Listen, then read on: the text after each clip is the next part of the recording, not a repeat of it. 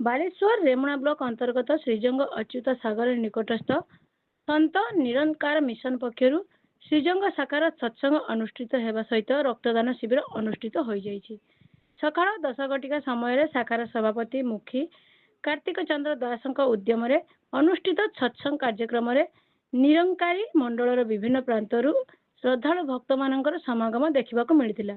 ଆଠଗଡ଼ରୁ ଆସିଥିବା ଜ୍ଞାନ ପ୍ରଚାରକ ସୁଦର୍ଶନ ପଣ୍ଡାଙ୍କ ଶ୍ରୀଚରଣରେ ଭୂମିଷ୍ଠ ପ୍ରଣାମ କରି ଶ୍ରଦ୍ଧାଳୁ ଭକ୍ତମାନେ ଧର୍ମ ଆଲୋଚନା କରିବା ସହ ଭଜନ କୀର୍ତ୍ତନ କରିଥିଲେ। ଏଠାରେ ଶତାଧିକ ପୁରୁଷ ଓ ମହିଳା ଶ୍ରଦ୍ଧାଳୁ ଭକ୍ତମାନେ ଉପସ୍ଥିତ ରହି ଦିବ୍ୟ ପ୍ରବଚନ ଶ୍ରବଣ କରିଥିଲେ।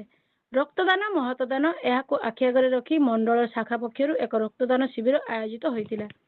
ବିଭିନ୍ନ ଅଞ୍ଚଳରୁ ସ୍ୱେଚ୍ଛାକୃତ ରକ୍ତଦାତାମାନେ ଉପସ୍ଥିତ ରହି ରକ୍ତଦାନ କରିଥିଲେ। ଏଠାରେ 50 ୟୁନିଟ୍ରୁ ଅଧିକ ରକ୍ତ ସଂଗ୍ରହ କରାଯାଇଥିଲା। କାର୍ଯ୍ୟକ୍ରମକୁ ଶକୁନ୍ତଳା ଦାସ, ଗଜେନ୍ଦ୍ର ଦାସ, ବନିତା ଦାସ, ରଶ୍ମି ଦାସ, ବିଦ୍ୟାଧର ସାହୁ, ମନୋରଞ୍ଜନ ବିଶ୍ୱାଳ, ପୂର୍ଣ୍ଣି ମଳିକ, ଗୀତା ମଳିକ, ମମତା ରାଣୀ ଦାସ, ଜ୍ୟୋତି ଶଙ୍କର ଦାସ, ଡିବି ମଳିକ ପ୍ରମୁଖ ଉପସ୍ଥିତ ରହି ସହଯୋଗ କରିଥିଲେ।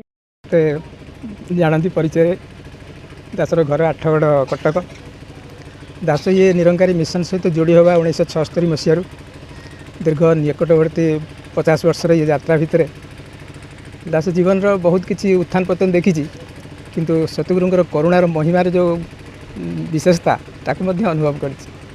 ନିରଙ୍କାରୀ ମିଶନ ଆଜି सारा जगत रे सारा पृथ्वी रे विभिन्न सहर ग्राम मानक तार शाखा माध्यम प्रेमर वार्ता बंटन कर प्रेमर वार्ता कहले आमे जोटा पढ़ी आम शास्त्र रे जे आत्मवत् सर्वभूतेषु जदि ये भाव आज मनीष भितर था ताले यूक्रेन रे किंबा ईरान रे ये प्रकार नरसंहार देखा मिलते। आम निजक भूलीचु धर्मर खोल पिंधिचु, आम निजक धर्मर खोल बादे विभिन्न धर्मर धर्मावलंबी बोली भावुचु, किंतु धर्म कौन, धर्मर विचार कौन, धर्मर सार तत्व कौन, ताठू आम निजक दूरे नहीं। कार्तिक चंद्र दास ये वार्षिक उत्सव आम दीर्घ 19 वर्ष धरी चलती। 19तम वार्षिक उत्सव। प्रत्येक वर्ष आम वार्षिक उत्सव समागम सहित सन्थ निरंकारी समागम सहित ये रक्तदान शिविर भी करा जाए। ये दीर्घ 19 वर्ष धरी चली।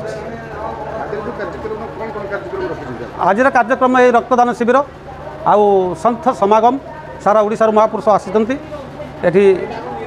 आध्यात्मिक विषय रे लोक मान प्रवर्ताइवाई ओडिशा भितर सब माने सन्थ महापुरुष मैंने आसते। ओडिशा भितर सब सारा ओडिशा आसते।